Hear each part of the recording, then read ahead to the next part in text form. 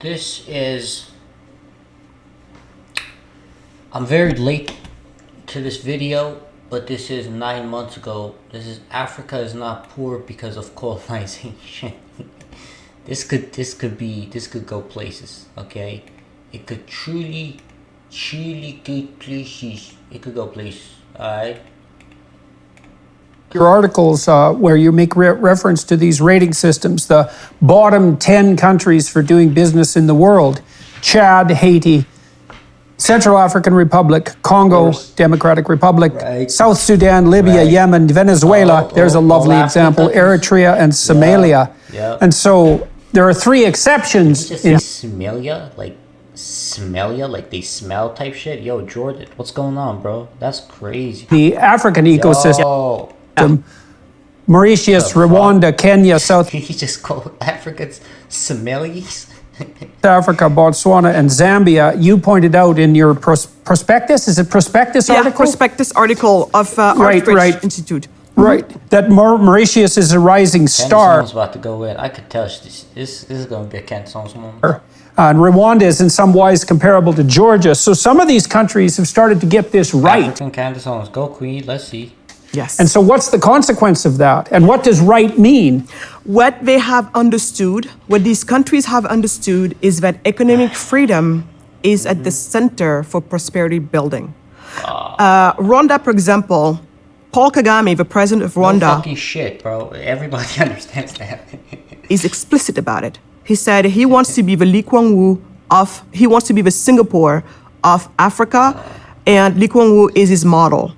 Now, Every one of these fucking African leaders, if you know anything about this shit, which I'm pretty sure a lot of you won't know, but every single one of these fucking African leaders would just come in and they would be like, yeah, we just want to be the Singapore and we just want to be the Chinese, which basically is their way of saying, like, when they say, like, we want to be the Chinese of Africa, it's just their way of saying, like, yeah, we want to be socialist low-key because that allows us to be dictators more.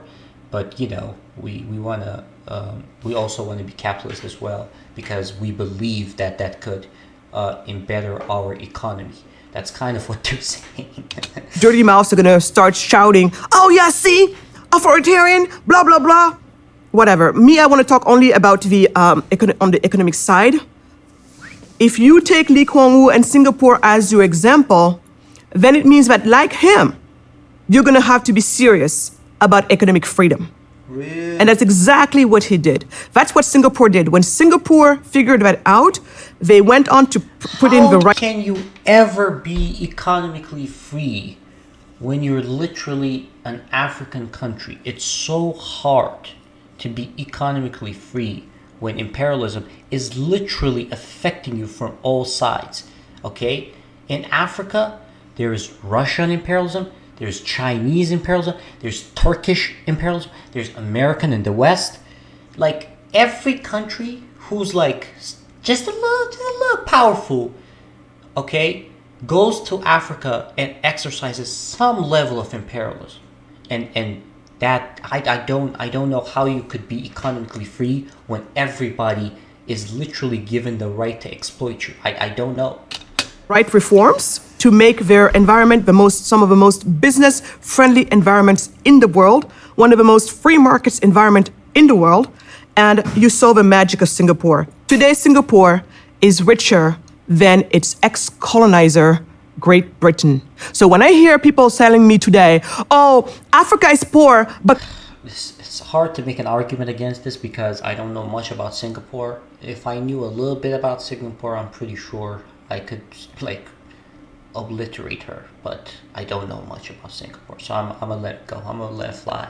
I know there is. I know you can't like throw gums away in, like, I think you get. I don't know if this is true, but I think you could get like jail time if you like throw your gum away.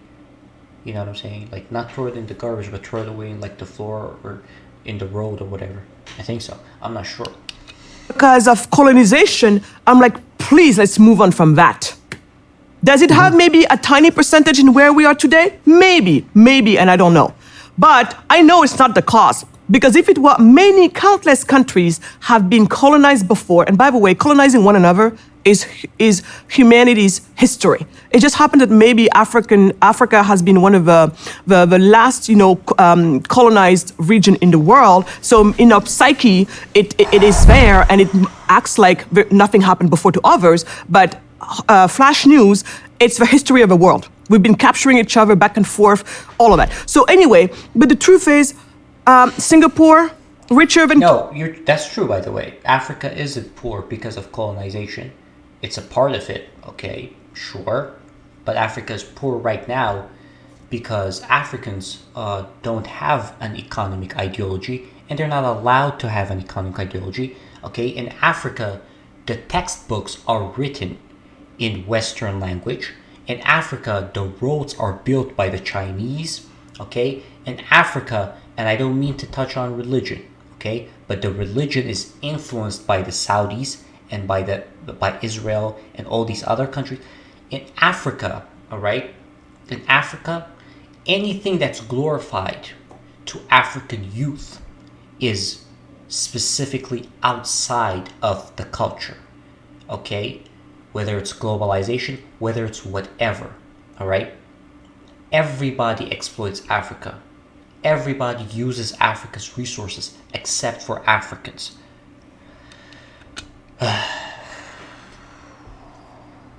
Great Britain today. And then Hong Kong happened. And then because Hong Kong happened, China even today happened. Because China's like, wait a minute, what went on over there? And then China went on to do the exact same thing with its SEZs, the special economic zones, some of the most free market zones in the world. And then look at it happen in communist China, who, when it comes to economics, decided that we're going to do the free market, we're going to be capitalist, because that's the only way we tried to... What is she saying? She's saying African countries aren't capitalist? Like, how many countries in Africa are capitalist, right?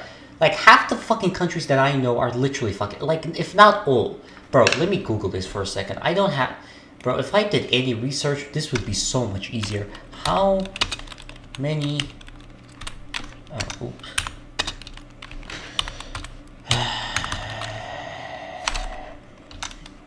I just can't type fast, man. In Africa are capitalist.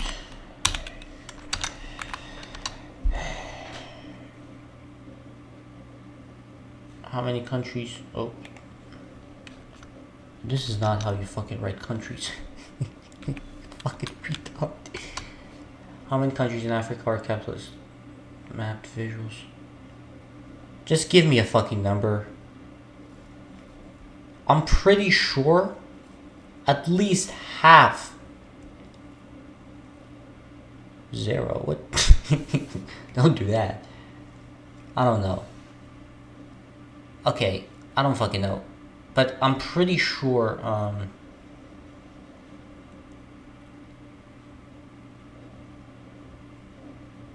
yeah, there you go. There are 54 countries, list of African countries. There are 50, according to the United States, there are 50 countries Africans. No, capitalist countries. Based on ideology, what the heck?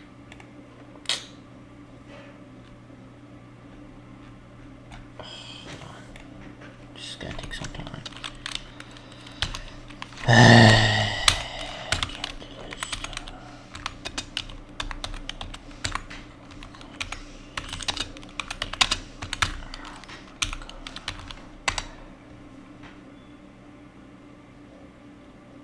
Image of capitalist Africa. Hold on. No.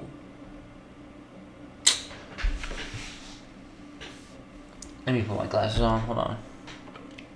I'm gonna find it with my glasses on. Okay, there you go.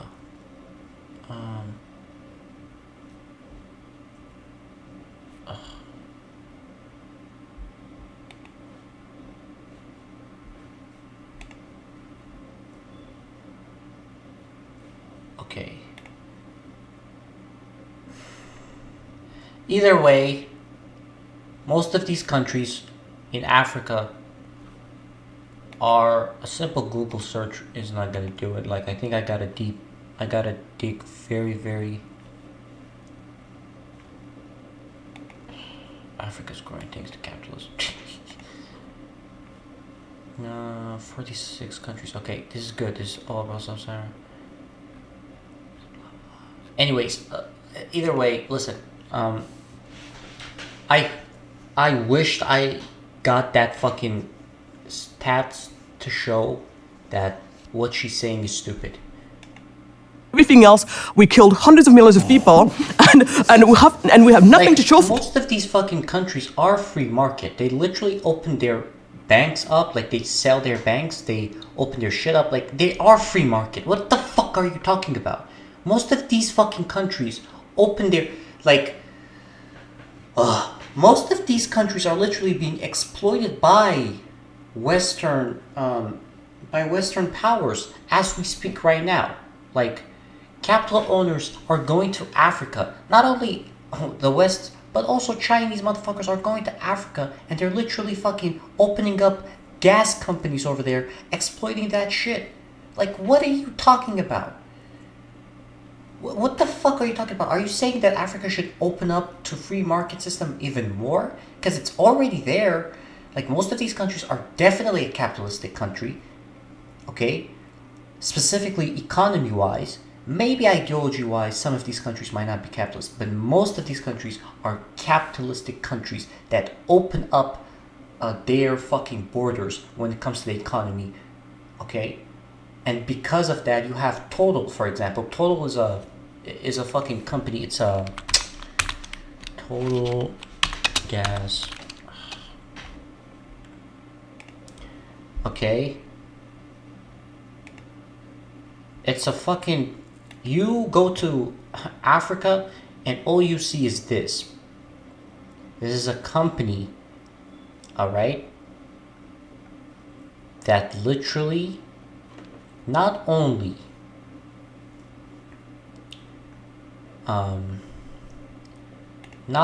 fucking takes petrol away from African countries, but they literally sell it to them. I wish I did some research and seen this video before, because fuck me, she's saying some crazy shit. For it, but now that we're tired of being disrespected members of society, because guess what? That's the other thing too. You want to be respected in this world? You're gonna have to be among the prosperous ones for other reasons. Would it be nice, G, that we respect people just because? Okay, again, I really wish I did some research, because I'm pretty sure there's so many gas companies, like companies, petrol companies that come into Africa and that literally fucking take control of these, like, take control of these countries. Not only do they take control, these fuck me. These petrol companies, again, this is like this is with the smallest knowledge that I have. These petrol companies come to Africa, and not only do they control the petrol stations, they also control the banks, okay? And they also control the politics. Most of these capital owners go to Africa, all right? And because they control the banks, what they do is they lobby the government, and they lobby people into power, and they also fund the opposition of the government, okay? They fund them, and that's why you see a lot of tribalism. Of course, tribalism is a whole other thing, but that's why you see a lot of civil wars. That's why you see a lot of coups in Africa. I say coups. This is why you see a lot of coups in Africa. There's a lot of that goes on, and I wish I did a lot of research for this video, which I could still do, but you know. But like, even with laziness and without even doing research, your fucking ideology is, and the shit that you're saying doesn't make any sense, okay? Absolutely. But that's really not the world we live in. So when China got tired of being disrespected, they're like, maybe we got to build also some prosperity here, because then they're going to hear us. And today, China, being one of the, where... Yeah, that's why that's why the Chinese were like, yeah, let's fucking get out of poverty, bro. Let's just let's industrialize, guys.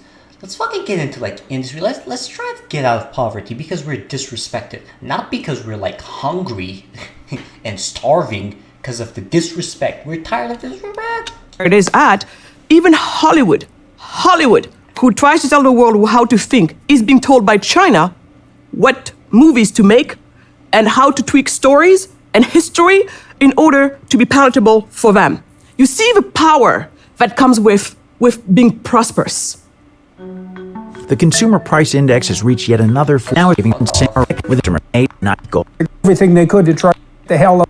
What would you recommend concretely to countries like Senegal to get the hell out of the way, let's say, of the people who would, like you, would do everything they could to try to make it better? I mean, one of the things that happened with India is India established the Indian Institute of Technology, which is a deadly engineering school, and a huge number of its graduates went to Silicon Valley, as you well know. And many of the successful Indian graduates of IIT started to dump money back into India and build a capitalist infrastructure there, or help build a capitalist infrastructure there. So this sort of thing can really take hold. If you were making recommendations to governments who wanted to get on board and stop being like Chad, Haiti, Central African Republic, Congo. I'm gonna take note of this, and I'm gonna come back to this chick, okay? And I'm gonna do a video on her.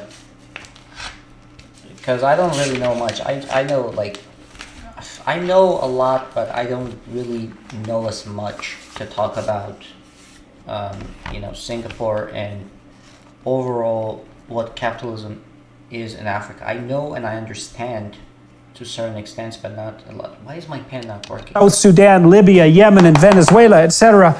What concrete steps should they take from the bottom up to get the hell out of the way? Exactly. So two things we've been doing, because I'm a practitioner, as that's my entrepreneurial journey. I'm an entrepreneur, so I practice what I preach, but I also preach. I preach for free markets, and so when it comes to that, I'm one of the hats that I wear is as the director for the African Center for Prosperity of the Atlas Network, the largest organization in the world of free market think tanks around the world. And so what we do there is we work on reforms around the world to take down barriers of entry for local entrepreneurs. So that's one thing.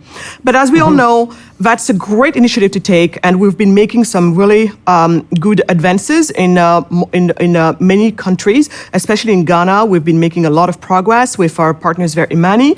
But that is piecemeal legislation. It takes forever. It is hard as heck. And by the time you made a gain here, you made 20 losses over there, and it's an Africa, the first thing that Africa needs right now is to stop war against each other. And if this lady knew anything about Africa, and if she, for that matter, knew anything about having any level of success economically, she would know the first thing you're supposed to do is have a strong leadership. And you can't have a strong leadership when your country is constantly at war with each other because of tribalism or because of power, or because of trying to get power. So, and to have a powerful leadership and to have a realistic leadership, you need African-made systems. That's just the reality, okay? African-made systems that are designed for Africa, okay? You can't just go in and scream at people about economic growth when you're still at war with each other. You at least need a peaceful country, and that's what a lot of African countries don't have. Continuous problem, but until we get better, we got to continue at it. So that's one thing we've been doing, and so that's a hat I wear, working with free market think tanks to try to make it easier for local entrepreneurs to join in the party. Additionally, I'm going bold, I'm going radical. For the past few years, we've been advocating an idea for Africa that found some of its roots in Latin America. And again, I'm related to the people who are involved in this. My husband being one of the key figures in this movement, a movement called the Charter Cities. Paul Romer calls it like that. He's a Nobel laureate in economics. Others call it the Free Cities. I like to call it the Startup Cities. So the best way to think about it, Jordan, and it goes back to what you were talking about earlier when you use the word operating software.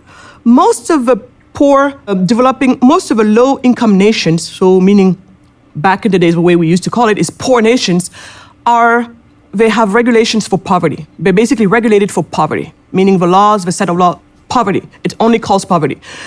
And so what some of these folks have thought about, looking at the Dubai example, Dubai just recently entered the top 10 of international financial centers of the world. And what Lord have mercy. You do understand that, like, yeah, looking at growing economies is good, but that's just like, I wonder, before the Chinese had growth, before Singapore had growth, before anybody in this world, okay, before the Middle East had real growth, I wonder if they were obsessed with the idea of other people's growth and how they grew. I wonder if, like, most of these other countries who do have significant growth in their economy and who do have wealth and prosperity, I wonder, okay, before they reached this point, I wonder if they were always looking the other way, trying to see what other countries did. And that's all they did. I wonder if they were trying to base their economy based on China. Based on whoever else. Like, I wonder, okay? The Chinese did what the Chinese were supposed to do from the aspect of what fits or what works for China. The fucking Middle Easterns did what works for the Middle Easterns. Africans are obsessed with the idea of trying to base their growth off of other nations, which you could learn from other nations in different aspects, but you can't base your fucking growth all in all from other nations. It makes no fucking sense. Dubai did at some point is think about it and be like, on this bare, plot of sand that's technically worth nothing right now as is, this 110 acres of land, sand everywhere. They're like, well, maybe Sharia law is not the best for business. We got to think about better set of laws. Listen, if I knew, and I do, but like if I really got deep into the research, like I could genuinely tell you that, and I could now, right now, even without, like with zero research, knowing what I know, I could 100% tell you that most African countries are capitalist. Most African countries are free market. What you're saying right now, they're doing. It's for business. We're talking only about business, not family law, not anything else but business. And they decided there's got to be something better. And so they looked around, and that's actually when, to take one of the terms you used earlier, they're starting to realize, common law is actually a better way for business, specifically British common law. So at that point, and I'm oversimplifying here because otherwise we can totally geek out on it. Remember, it's so pointless. What she's doing is so pointless because it's like, Jesus fucking Christ, dog. Like, what you're saying, African countries already did. One of my latest things that I've been involved in, but latest, it's been the past 10 years, and I'm going to share with you a win. So Dubai is like, we have to adopt British, common law, primarily British common law. We're going to hire retired British common law judges to come and educate the law here, train our own people. And that, along with many other reforms, to also become a top center when it comes to the, and in the free market when it comes to the finances. Dubai. That British common law system, so it's very, very interesting theologically and metaphysically. So it's predicated on the idea that every individual has all the rights that there are, except for those that are specifically regulated and limited by legal necessity. And then generally that realm of necessity has emerged only as a consequence of disputes between people. So you're free to do whatever you want unless you have a dispute with someone else. Then the dispute is adjudicated according essentially to constitutional and theological principles, and then a precedent is established. Then the whole body of law built up that body of precedents. Yes. Yeah, and it's bottom up, not top down. It's totally and that. English common law is a gift from God, man. No, it's something else. Absolutely. And that's the key word there when you said bottom up. So common law is so much better for bottom up approaches. And we all know that markets work better in a bottom up approach. And also, when they have to educate the law and resolve a dispute, they're going to be much more respectful to the contract that was passed between the two parties than, say, civil law would be, right? Mm-hmm. And so anyway, so from this standpoint here, you have Dubai who's now trying to put all of this together, and eventually they put a set of laws together that would now be conducive to being a top international financial center in the world. And voila, in less than a generation, in less than 25 years, Dubai, completely unrecognizable. Yeah, you know what the fuck you just skipped, though? You know what you just skipped? You skipped one thing. What's happening to my fucking PC? You know what you just skipped? What the fuck? Dog, what? You know what you just skipped? You skipped something that's very important. Something that's just very important. They weren't exploited away from their natural resources. Maybe that helped. But hey, you're right though, it's the common law. Alright, whatever, bruh.